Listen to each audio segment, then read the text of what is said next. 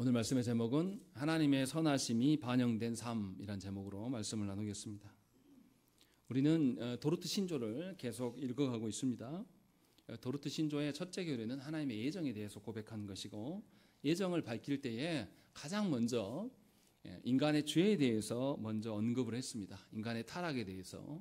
그래서 예정이 결코 타락한 사람의 입장에서 어떻게 헤아리고 판단하는 것이 아님을 전제하고 있었음을 우리는 봤습니다. 그래서 예정은 영혼에서 삼위 하나님께서 계획하심을 그대로 현실 가운데 실행하는 것임을 우리가 알 수 있었고 배웠습니다. 그렇기 때문에 예정은 삼위 하나님께서 우리 죄에 대해서 우리를 구원하시기로 정한 하나님의 행하심이라고 말할 수가 있고, 택함을 받으신 자들은 하나님께서 행하심에 대한 합당한 반응이 나타나게 되어 있습니다. 그래서 하나님의 예정은 어떤 객관적인 기준만 제시하고 하나님께서 사람에게 이루라고 말씀하신 것이 아니라, 하나님의 이 주권적인 사랑이, 우리를 향한 그 하나님의 사랑이 영혼 가운데 있었고, 영혼 가운데 있었던 것을 실제로 우리 가운데 드러내 보이시는 일이시여요. 그러니까 계획만 하시는 것이 아니라 하나님의 작정은 반드시 실행되는 측면에서 실행함을 포함하고 있다는 거죠. 이것이 하나님의 예정이에요. 그래서 하나님의 예정은 우리를 향한 관계적인 사랑입니다. 그냥 하나님이 사랑하셨다라고 말하는 게 아니라, 사랑하심을 우리에게 알도록 구원 가운데 역사하시고 우리의 시간 가운데 역사하시고 일하심을 우리에게 보여주시는 것이 하나님의 예정입니다. 오늘 본문은 우리가 본문으로 삼았던 사도행전 13장의 말씀에는 이것이 아주 잘 드러나 있어요. 비시디아 안디옥에서 바울과 바나바가 복음을 전할 때, 바울은 항상 복음을 전할 때 유대인들의 회당에 들어가서 유대인들에게 먼저 복음을 전했습니다. 그리고 나서 이제 이방인들에게 복음을 전하는 구조로 갔습니다. 그래서 안식일에 유대인 회당 가서 복음을 전했어요. 그런데 그 회당에 들어갔는데 사람들이 반응이 굉장히 좋습니다. 42절과 43절 말씀에 그게 잘 드러나 있어요. 그들이 나아가면서 사람들이 청하되 다음 안식일에도 이 말씀을 전하라, 이렇게 말하는 것이죠. 다음 주에도 와서 말씀을 전해 주십시오 라고 이야기를 해요. 그리고 43절에 회당의 모임이 끝난 후에 유대인과 유대교에 입교한 경건한 사람들이 많이 바울과 바나바를 따르니 두 사도가 더불어 말하고 항상 하나님의 은혜 가운데 있으라 권하니라 라고 된 것이죠. 처음에 첫 주에 이들의 반응이 굉장히 호의적이었어요. 그리고 하나님의 말씀을 추구하는 것처럼 보여집니다. 그런데 44절부터는 이제 그 분위기가 확 바뀝니다. 44절의 말씀 보시면 이 사람들이 모였을 때에 놀라운 것이 뭐냐면, 44절에 다음 안식일에 온 시민이 거의 다 왔다라는 것이죠. 비시디아 안디옥에 있는 유대인들이 대부분 다 온 겁니다. 그러자 유대인들의 태도가 어떻게 바뀝니까? 45절에 유대인들이 그 무리를 보고 시기가 가득하였다. 그리고 바울이 가르치는 것을 비방하였다라고 이야기를 하고 있는 것입니다. 그러니까 유대인들이 반응한 것은 뭡니까? 유대인들의 태도가 달라진 것은 하나님이 주신 복음 때문에 달라진 게 아닙니다. 첫 주에는 복음에 반응하는 듯 했어요. 그런데 두 번째 주에 반응한 것은 이유는 뭡니까? 비시디아 안디옥에 있는 시민들이 거의 다 온 것 때문에, 사람들이 대세를 이루는 것 때문에, 이것 때문에 시기하였다라고 누가는 분명하게 밝히고 있습니다. 그러니까 유대인들은 누구에 반응하는 자들입니까? 사람들의 반응하는 자들임을 우리가 알 수 있어요. 유대인들이 왜 이렇게 반응하냐면, 유대인들의 구원은 뭡니까? 그들의 혈통에 있기 때문에 그래요. 사람들의 어떠함에 있음을 그들은 믿기 때문에 사람들에게 반응하는 자들임을 누가는 계속 고발하고 있는 겁니다. 그래서 구원이라는 것이 전적으로 하나님께 있다라고 믿는 것이 아니라, 유대인들은 구원이 자신들의 어떠함이 있다, 자신들이 이룬 어떠한 것 아니면 이룰 어떠한 것에 있다라고 믿는 것이죠. 그래서 유대인들은 사람들의 반응이 굉장히 중요한 것이었습니다. 그래서 사람들의 반응이 자신들의 생각을 뛰어넘고 바울과 바나바에 집중하는 것에 견디지 못하는 것이죠. 그래서 결국에는 첫 주에는 복음을 반응하는 듯 했으나 그 다음 주에는 복음을 가로막는 자로, 바울이 전한 그 복음을 가로막고 그들을 멸시하고 그 지역에서 쫓아내는 그런 스토리로 이제 이어져 있다는 것입니다. 유대인들이 진정으로 하나님께 택함을 받은 자라면 하나님께서 주신 것에 대해서 반응해야 됩니다. 하나님은 우리에게 당신 자신을 계시의 말씀으로 보여주십니다. 우리가 하나님을 알 수 있는 유일한 방법은 하나님께서 당신을 계시하여 주셨기 때문에 우리가 알 수가 있는 거예요. 그래서 복음에 반응을 하는 것이죠. 그리고 또 복음이 전파되는 것에 대해서 기뻐할 수밖에 없는 거죠. 그러니까 유대인들이 합당한 정말로 하나님께서 택하신 자들이었다면 바울과 바나바의 인기가 있음과 상관없이 오히려 복음이 전파되는 것에 대해서 기뻐했을 거예요.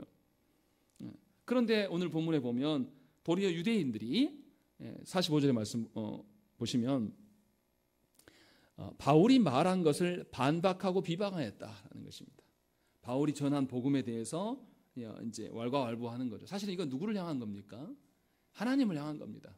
하나님께서 행한 것인 것을 이들이 인정할 줄 몰라요. 그래서 방해하고 비방했다라고 되어 있습니다. 근데 누가가 지금 말하고 싶은 이야기는 그게 있는 게 아니에요. 누가가 지금 이 이야기에서 하고 싶은 이야기는 다른 겁니다. 여기서 이제 누가 쫓겨납니까? 바울과 바나바가 쫓겨나요. 그리고 이들을 쫓아낸 사람들은 유대인들입니다. 그런데 이 둘 사이에 아주 다른 감정을 보여주고 있어요. 이 바울과 바나바를 쫓아낸 유대인들은 어떤 마음입니까? 분노하고 있어요. 시기가 가득하고 비방하고 뭔가 이런 상태, 감정이 좋지 않은 상태에 놓여 있습니다. 그런데 쫓겨남을 당한 바울과 바나바의 상태는 어떻습니까? 52절 말씀 보시면 제자들은 기쁨과 성령이 충만하니라 라고 말씀하고 있어요. 너무 다르지 않습니까? 복음을 전했는데 뭔가 복음을 전한 대상자들한테 쫓겨남을 당하면 여러분들 마음이 어떠신가요? 우리가 전도가 어려운 게 뭡니까? 마음이 상하거든요. 우리가 복음을 들고 세상에 나가면 복음 앞에 아이고 나는 안 믿는데 수고는 하십니다. 이 정도만 말해도 참 좋거든요. 근데 사람들이 그럽니까? 그렇지 않아요. 복음을 들고 나가면 굉장히 싫어해요. 귀찮아하고 복음을 가져온 것에 대해서 타박합니다. 그래서 마음이 어려워지는 것이죠. 그러면 우리는 감정이 상하기 마련입니다. 전도해본 분들은 다 알아요. 이게 무슨 말인지. 바울과 바나바가 그래야 되는데 놀라운 것은 뭐냐면 그렇지 않다라는 거죠. 분명하게 다른 태도를 갖고 있다. 그것이 무엇 때문인가? 48절에 보면 그게 나와 있어요. 이방인들이 듣고 기뻐하여 하나님의 말씀을 찬송하며 영생을 주시기로 작정된 자는 다 믿었다라고 되어 있습니다. 분명히 이방인들이 바울과 바나바로부터 이방인에게도 구원이 열려 있다라는 것을 듣고 이들이 기뻐하면서 하나님의 말씀을 찬송했다는 것이죠. 자신들이 이방인이기 때문에 포기한 것이 아니라 하나님의 복음 앞에 반응하는 것을 볼 수가 있어요. 그리고 52절에서도 이 이방인들의 반응 때문에 이 제자들이 기뻐하고 있다. 성령이 충만하였다라고 말하고 있습니다. 누가가 궁극적으로 하고 싶은 이야기는 뭐냐면 48절의 말씀이에요. 이들이 기쁘게 된 것, 이방인들이 기뻐하고 이방인들이 복음에 대해서 반응하는 것에 제자들의 기쁨이 됐는데 이들 모두의 기쁨은 누구 때문이냐? 48절에 영생을 주시기로 작정된 자는 다 믿었기 때문이다 라고 말씀하고 있어요. 하나님께서 작정하신 바가 그대로 그 가운데 드러나게 됐고 하나님의 역사하심으로 말미암아서 이방인들, 구원을 받게 된 이방인들과 또 이방인들이 복음에 대해서 반응하는 것을 보면서 복음을 전한 제자들까지도 함께 기뻐하고 있다라고 이야기하고 있는 거죠. 이처럼 하나님께서 택한 자녀들은 하나님의 역사하심이 드러날 때에 하나님의 약속이 그대로 성취되는 것을 보게 될 때에 그들은 큰 위로를 받고 그들의 정서까지 그들의 감정까지도 하나님께 반응하는 것을 우리가 볼 수가 있어요. 바울과 바나바가 비록 그 동네에서 쫓겨남을 당했어요. 세상 말로 말하면 쫓겨났다는 것은 실패한 거죠. 복음을 전했으나 그 동네에 교회가 세워집니까? 안 세워집니까? 지금은 쫓겨났지만 비시디 안독에는 교회가 세워져요. 그러니까 바울과 바나바가 열매를 거둘 수는 없어요. 그러나 하나님께서 작정하신 대로 그들 중에 믿는 자가 생겨나게 됐고 그곳에 교회가 세워지는 것이죠. 이걸 보면서 우리가 뭘 봐야 되냐면 하나님의 역사를 봐야 됩니다.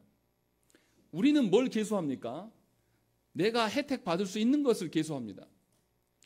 그래서 우리는 사람들의 반응이 굉장히 중요해요. 예수를 믿는다 하면서도 우리는 홀로 살아갈 수가 없어요. 그래서 누구를 찾습니까? 사람을 찾아요. 사람을 찾고 사람을 구합니다. 그런데 지금 바울과 바나바가 보여주는 태도는 뭐냐면 사람들을 또 외면당하고 있는데 하나님의 역사를 보면서 기뻐하고 있는 겁니다. 쫓겨남에 있는 상황인데 하나님의 역사하심을 통해서 이 역사하심이 하나님이 영원부터 작정하신 것이 그렇게 오래된 장구한 역사를 띈 하나님의 약속이 드디어 내 앞에서 벌어진 것에 대해서 감격하고 있는 겁니다. 누가는 지금 이것을 우리에게 말씀하고 있어요. 그래서 51절 말씀에 뭐라고 합니까? 두 사람이 그들을 향하여 발에 티끌을 떨어버리고, 여기서 그들은 누굴까요? 유대인들이겠죠. 유대인들이 혈통의 어떠함, 사람의 어떠함을 말하고 있는 것에 대해서 마음 상하지 않았다라는 것이죠. 발에 티끌을 털어버리고 오직 우리는 하나님의 작정하심 속에서 하나님의 다스림 가운데 있기를 소망한다라는 것들을 분명하게 보이고 있는 거죠. 이거는 예수께서 제자들을 복음을 파송하시면서 명령하셨던 것과 똑같은 방식이에요. 분명히 바울과 바나바는 예수 그리스도와 하나님의 역사하심을 근거로 자기 자신을 살피고 있고 그것에 의하여서 그들의 정서가 움직이고 있다라는 것을 누가는 우리에게 말씀하고 있어요. 왜냐하면 이것이 하나님의 계획하심이거든요. 이것이 하나님이 우리를 인도하시는 방식이라는 것이죠. 그래서 이들은 이것을 굉장히 존중하고 있습니다. 사람이 가로막는다든가 사람이 나를 외면한다든지 사람으로부터 무시당한다고 해서 우리의 마음이 거기에, 우리의 정서가 거기에 요동하는 것이 아니라 하나님께 반응하고 있음을 누가는 우리에게 보여줍니다. 이것이 하나님께서 예정하심에 대한 성도됨에 합당한 반응이다라는 것을 우리에게 말씀하고 있어요. 이처럼 유대인이나 이방인이나 할 것 없이 사람의 구원은 온전히 하나님께 달려있는 것입니다. 하나님의 선택이 하나님의 기쁘신 뜻에 있는 거라고 말씀하는 것이죠. 그래서 에베소서 1장 5절 말씀에 그 기쁘신 뜻대로 우리를 예정하사 예수 그리스도로 말미암아 자기의 아들들이 되게 하셨으니 라고 되어 있어요. 하나님께서 사람을 택하심은 온전히 하나님께 속해 있다는 것입니다. 하나님의 기쁘신 뜻에 의한 거예요. 누구도 영향받지 않는다는 거죠. 그래서 사람은 내가 믿게 된 것은 하나님의 기쁘신 뜻으로 인하여서 나에게 행해진 것이기 때문에 우리가 기뻐하는 거죠. 세상에 다른 어떠한 사람이 나를 알아주는 것보다 온 우주 만물의 창조주이시며 온 우주 만물의 궁극자이시며 온 우주 만물에 섭리하셔서 이끌어가시는 그 하나님이 우리 각자를 아신 거죠. 그 아시고 우리를 성도되게 하셨다는 것이죠. 이 가치를 아는 사람이라면 이것으로 기뻐할 수가 있는 거예요. 이렇게 말씀드려도 와닿지는 않으시죠? 그러면 이제 다르게 첫사랑을 생각을 해보십시오. 첫사랑의 사랑에 빠져서 첫 키스했을 때 어떻습니까? 그 감격이라고 하면 좀 너무한가요? 여하튼 그 기쁨에 젖어서 어떻습니까? 그 무렵에는 행복하기만 해. 누가 나를 무시해도 상관없어요.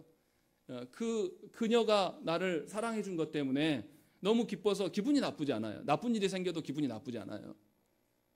근데 황당한 것은 뭐냐면 그 크고 높으신 하나님이 나를 사랑하셔서 영혼 속에서 작정하심이 지금 내 안에 드러나고 있어요. 그런데 우리는 이것에는 별로 반응하지 않는다는 거죠. 이게 이제 문제라는 것이죠. 도르트 신조는 지금 그 이야기를 우리에게 하고 있는 겁니다. 하나님의 사랑이 그런 방식으로 드러난다. 우리는 사람을 바라본단 말이죠. 그런 복음서가 있잖아요. 사람을 보고 세상을 볼 때 나는 뭘 몰랐다? 나에게 만족감이 없었다. 라는 그런 복음서가 있잖아요. 꼭 그렇다라는 것이죠. 분명하게 하나님의 기쁘신 뜻이 우리 안에 반응되었기 때문에 우리가 이곳에 있는 겁니다. 그것을 우리가 더욱더 절절히 느낄 수 있는 것이 하나님의 복이에요. 그래서 우리에게 말씀하고 있는 겁니다. 그래서 요한일서 1장 6절 말씀에 뭐라고 그러냐면 만일 우리가 하나님과 사귐이 있다 하고 어둠에 행하면 거짓말을 하고 진리를 행하지 아니함이거니와 이렇게 말씀해요. 당연히 하나님의 뜻하신 바가 우리 안에 있다라면 우리의 말과 행위가 일치될 것이다. 따로 놀지 않을 것이다 라고 말씀하고 있어요. 그래서 분명하게 하나님과 사귀면서 어떻게 불의함 가운데 있을 수 있겠는가 라는 것을 우리에게 말씀해요.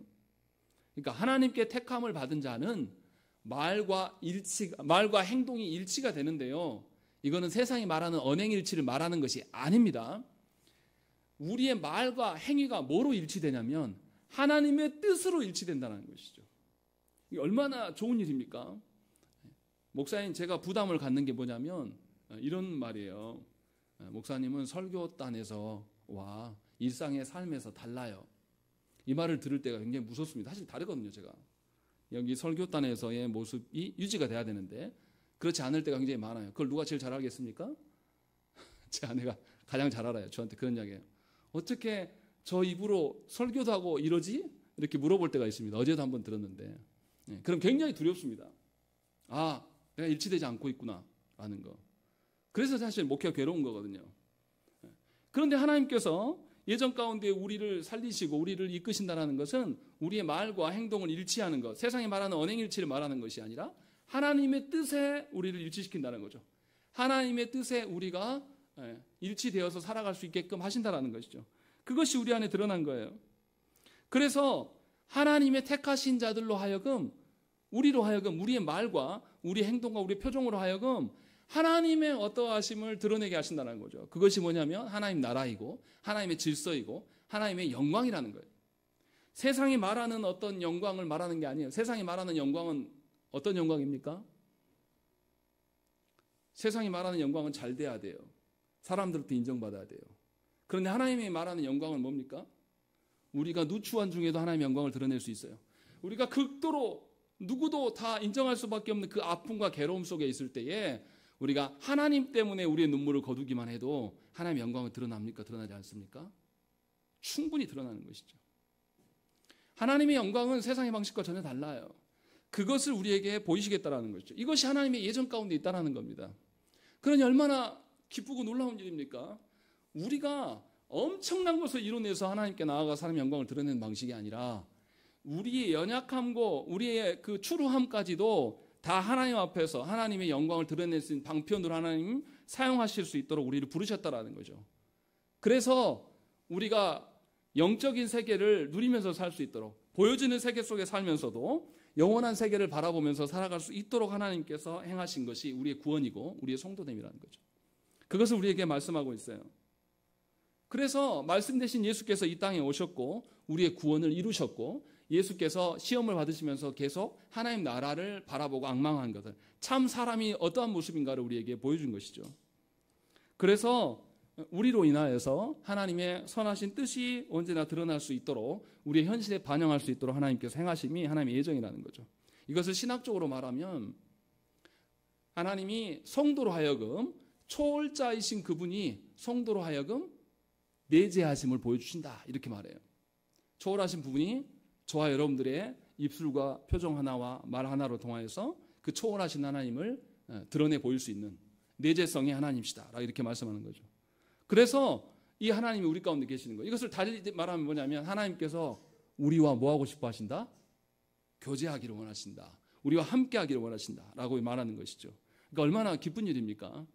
보이지 않는 하나님과 사귄다라는 거예요. 누구도 몰라요. 그런데 하나님과 사귀고 있는 거예요. 하나님과 사귄다는 건 뭡니까? 하나님 보이지 않는 하나님 나라를 안다는 것이고, 보이지 않는 하나님 나라를 누리고 있다는 것이고, 보이지 않는 하나님 나라를 살아가기 때문에 세상과 구별될 수밖에 없는 것이죠.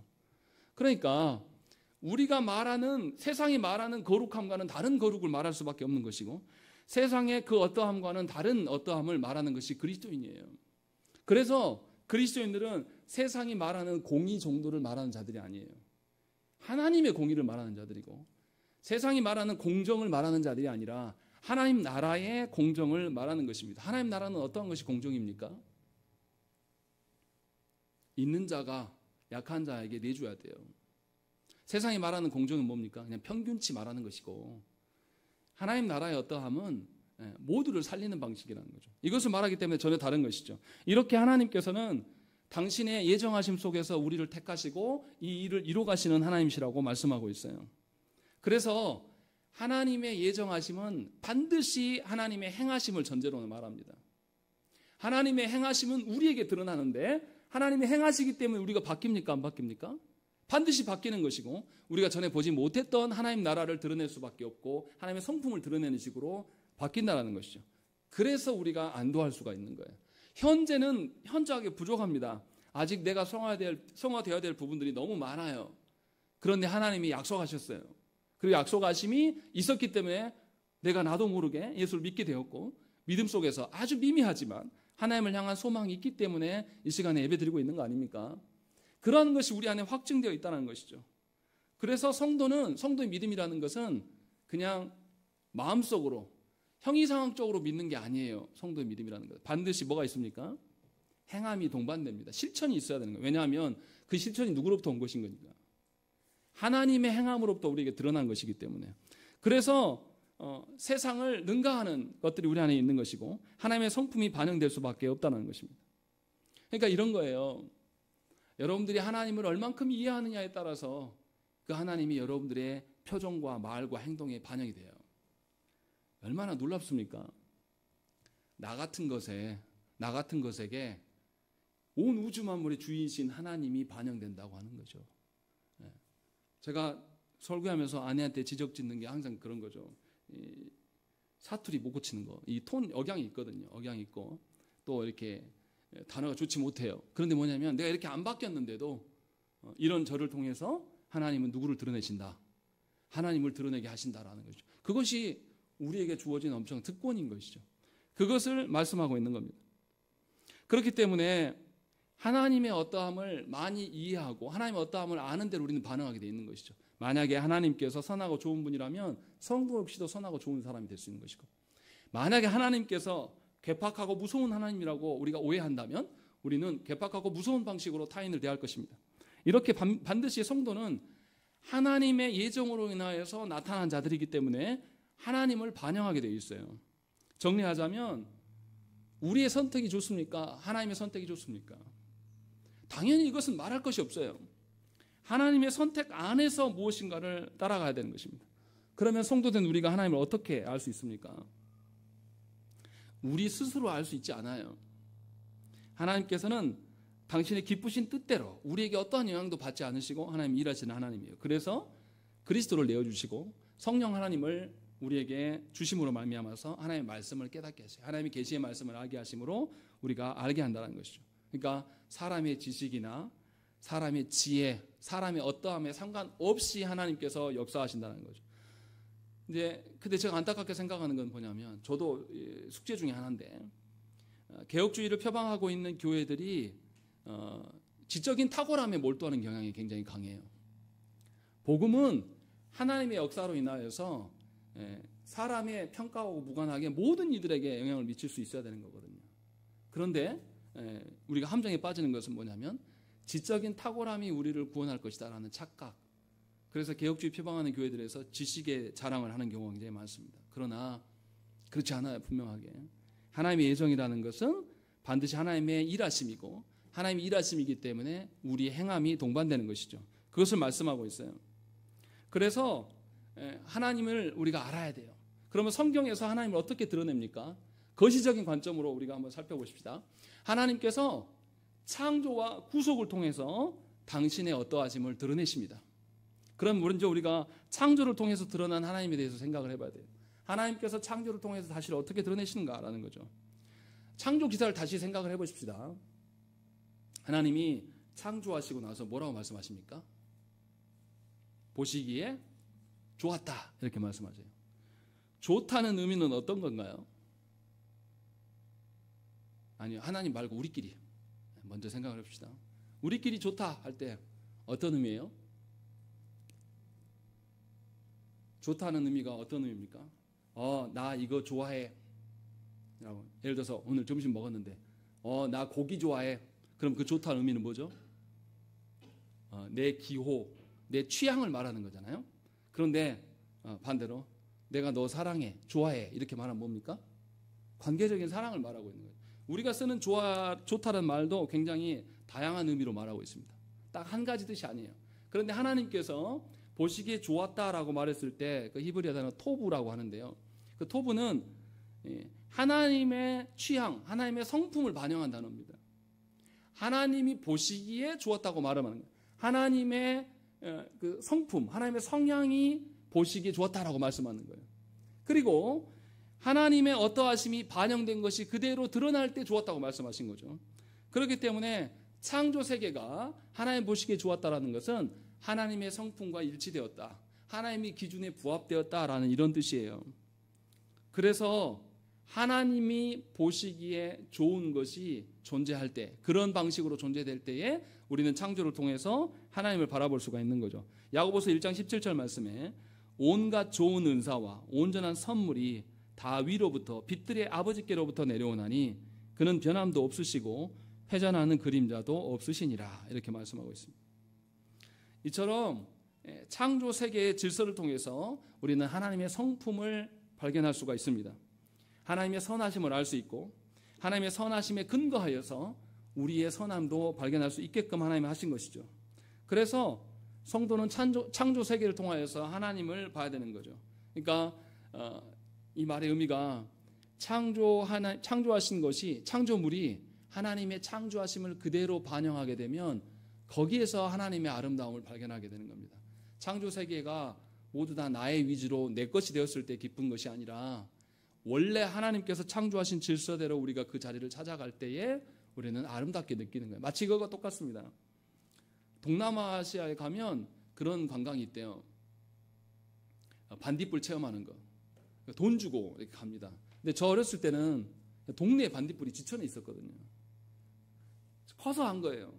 아, 내가 관광지 같은 곳에서 내가 살았구나. 시골 촌구석에서 버스도 몇 번 안 다니는 그곳에 살았다는 그 개념이 아니라 커서 보니까 내가 자랐던 환경이 정말로 하나님께서 창조하신 그 창조물들이 그 자리에 그대로 있어서 그 찬란함을 다 드러내고 있었구나 라는 거 보면서 하나님은 나를 그곳에서 이미 자라게 하시고 키우셨구나 라는 것을 알게 된다는 거죠. 이런 것처럼 창조 세계를 바라볼 때 창조 세계가 모두 나의 소유가 되고 나의 어떠한 것이 되는 것이 아니라 하나님이 있어야 될 자리에 있게 되는 것을 보면 우리는 기뻐할 수 있는 거예요. 그러니까 이런 거죠. 작은 미약한 존재들, 몇 주 전에 우리 교회 옆에도 벚꽃이 피었는데 처음 막 피었을 때는 벌이 한 마리도 없더라고요. 너무 이상했어요. 뉴스를 보니까 벌이 엄청나게 폐쇄했다고 나오더라고요. 몇억 마리가 이렇게 폐쇄했다, 없다라고 이야기를 하죠. 근데 원인을 지금도 못 찾았어요. 근데 며칠 지나고 나니까 날씨가 따뜻해지고 하니까 벌이 정말 많이 해서 이렇게 우웅거리는 소리가 나더라고요. 그 작은 걸 보면서 안도하면서 그래도 하나님이 피조세계를 지키시구나 라는 걸 보는 것. 그 작은 미물을 보면서 하나님께서 작정하신 대로 반영된 것을 볼 때에 우리는 비로소 안정을 취하고 거기서 하나님의 선하심을 발견할 수가 있는 것이죠. 이것이 창조를 바라보면서 하나님의 성품을 발견하는 것입니다. 성경은 이것을 말하고 있어요. 그래서 시편 기자들이 뭐라고 말합니까? 모든 피조세계를 보면서 그 속에서 누구를 발견해요? 선하신 하나님을 보게 된다는 것이죠. 이것을 우리에게 말씀하고 있어요. 또 창조 외에 성경에서 구속을 통해서 하나님의 성품이 나타납니다. 에베소서 1장 3절부터 5절 말씀 보시면 찬송하리로다 하나님 곧 우리 주 예수 그리스도의 아버지께서 그리스도 안에서 하늘에 속한 모든 신령한 복을 우리에게 주시되 라고 되어 있습니다. 무슨 복을 주신다고요? 하늘에 속한 모든 신령한 복을 주신다라고 이렇게 얘기하는 것이죠. 하늘에 속한 신령한 복이 뭘까요? 우리가 창세기 강의할 때 말씀드렸지만 하나님이 창세기 1장 1절 말씀이 뭡니까? 하나님께서 태초에 천지를 창조하셨다라고 이야기해요. 여기서 천지가 뭡니까? 하늘과 땅입니까? 아니에요. 창세기 1장과 2장에서 하늘을 지칭할 때는 뭘 말합니까? 궁창이라고 달리 말한단 말이에요.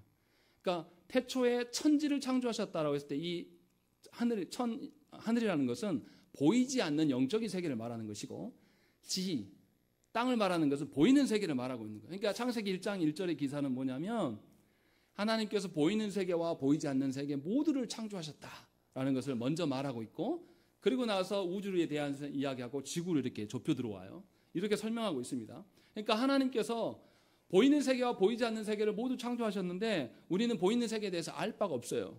그런데 믿는 자들에게 하나님께서 뭐냐면 보이지 않는 세계, 에베소 1장 3절 말씀에 하늘에 속한 모든 신령한 복을 우리에게 주신다라고 이야기하는 거죠.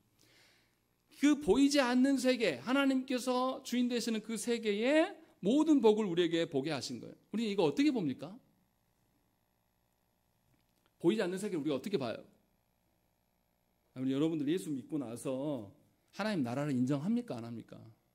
인정하시잖아요. 그 전에는 몰랐어요. 누가 천국 간다 뭐 어쩐다 하면 어떤 식으로 생각했습니까?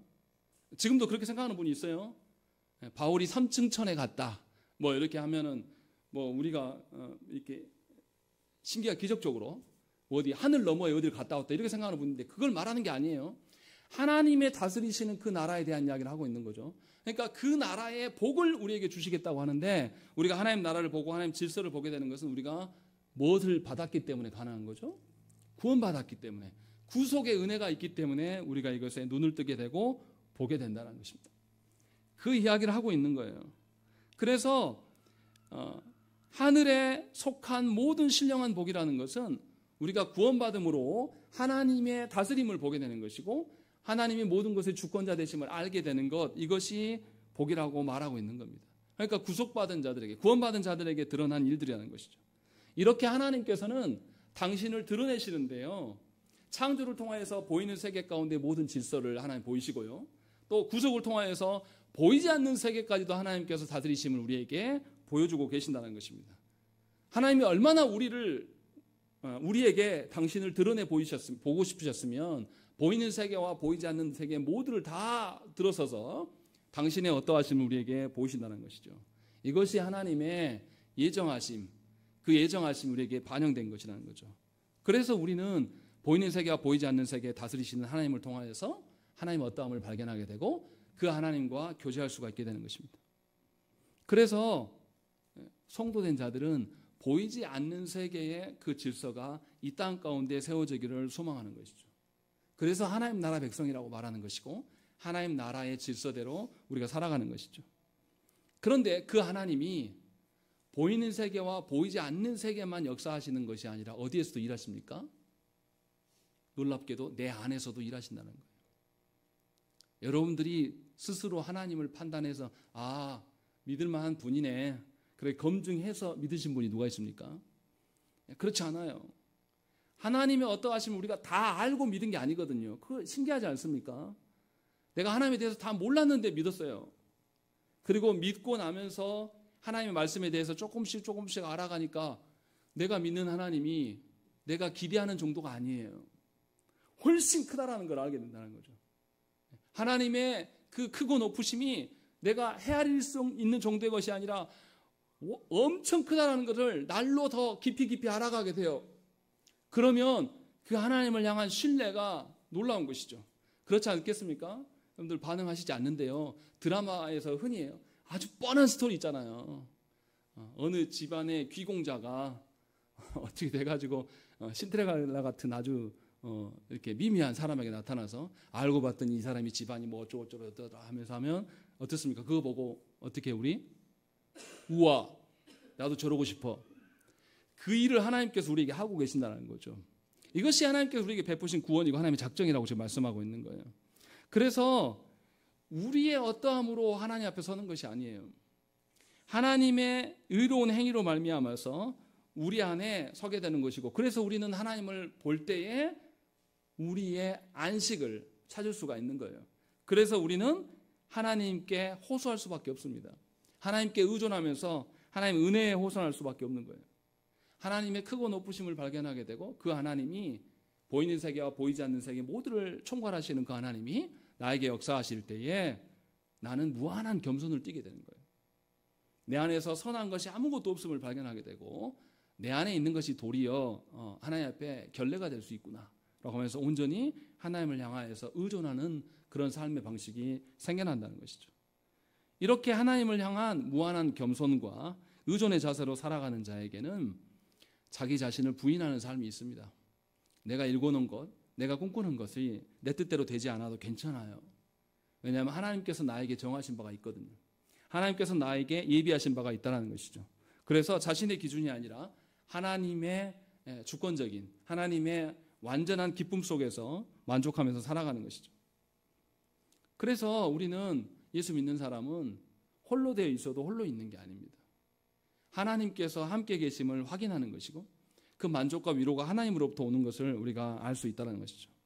그런데 성도된 우리가 과연 진실로 그러하냐? 진실로 하나님의 어떠하심 속에서 우리가 살고 있느냐? 하나님 한 분만으로 소리문답 1문에서 우리에게 말씀하지 않습니까? 사람의 제일 된 목적이 무엇이냐라고 했을 때 뭐라고 답합니까? 사람의 제일 된 목적은 하나님을 영화롭게 하고 영원토록 그를 즐거워하는 것. 하나님 한 분만으로 만족하면서 기뻐하고 있는가를 1문에서부터 물어봐요. 근데 우리가 그 1문이 정말 고백되어지고 시인되어지십니까? 그게 사실은 굉장히 우리의 숙제이고 늘 어려움이에요. 그러나 하나님은 처음부터 우리를 그렇게 부르시고 그것을 우리에게 밝혀주셨어요. 그것이 우리의 길이다라고 말씀하고 있어요.